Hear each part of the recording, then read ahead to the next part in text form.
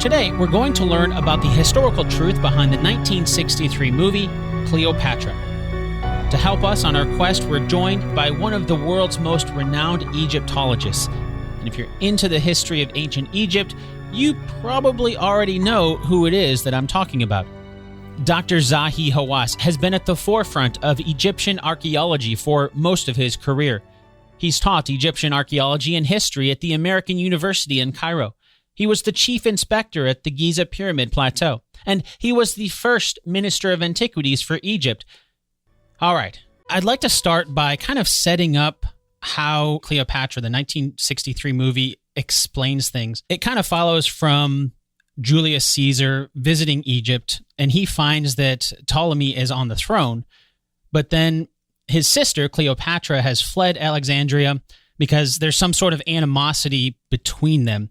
And there's one line in particular that Caesar says in the movie. He says, "As we all know, when the father of Ptolemy and Cleopatra died, he named the two of them to rule jointly over Egypt."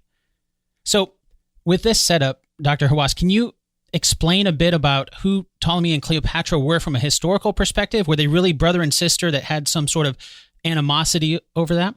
They were brother and sisters, but most of our understanding about Cleopatra, it's a speculation because Shakespeare did write something and actually people began to create stories about her. From the historical point of view, we know very little about her.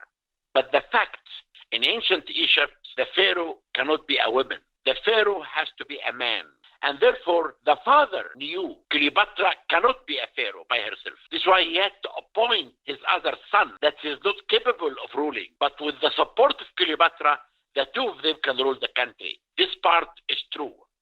But the part about the carpet when she met Caesar and all of this are really speculation.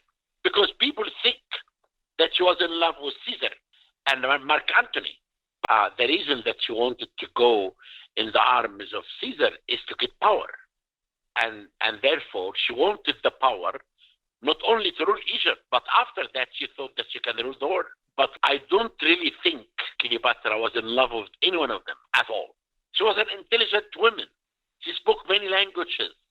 She studied in a time that women cannot study in the school in Alexandria. And therefore, I really think that most of the information that has been written in this movie, Cleopatra, was mainly drama to fit the historical background without having evidence such as text or archaeology discovery. There is a moment in the movie where they talk about the burning of the Library of Alexandria. According to the movie, it's Caesar who is actually burning the Egyptian fleet so he can control the harbor. Extremely busy at this moment, so Do you smell smoke? We found it necessary to burn the Egyptian fleet. When last seen, the ships were in the water. Did you find it necessary to burn them in the city streets? Some merchant ships caught fire. The burning mass fell into the street, some houses. One of them, the Great Library of Alexandria. Yes, so I've been told. I am extremely sorry. Can you share a bit of the history about the Library of Alexandria? You know, the Library of Alexandria, it was built in a beautiful way, and it was the most important library in the world. But it's very difficult to understand really who did burn the Library of Alexandria. No evidence at all that Caesar did it. I really don't think that a man who's really intellectual like Caesar, he really could burn a great library like this. It's a theory about that. Even though we may not know exactly what, can you tell kind of that story of what happened to Cleopatra at the end? People believe that he did kill himself. This idea about the cobra, it's just movie. Shakespeare, it has no basic truth at all. As an archaeologist, I do not have any historical evidence at all to tell us how she died. With that movie in particular coming out in the 1960s, are there any new discoveries that we've learned about Cleopatra since then? Nothing. Nothing at all, huh? Nothing. Oh, wow. With the Romans there in power, do you think that maybe some of it could have been erased on purpose? Like there was history, but it was lost, or maybe lost in the library?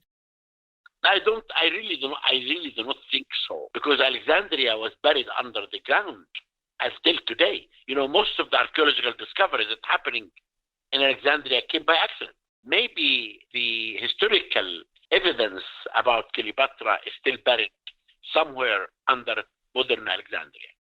I guess we'll just have to keep looking for it and hope that we can learn more. Exactly. Yes.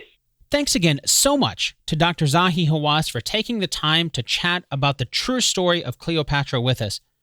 If you want to learn more about the real Cleopatra, make sure to check out Dr. Hawass's book called Cleopatra, The Search for the Last Queen of Egypt.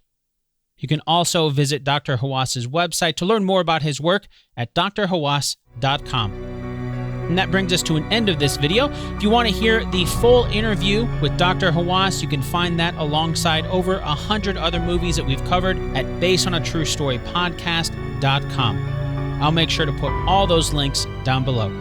Until next time, thanks for joining us on Based on a True Story as we travel through history to learn the true story behind your favorite movies.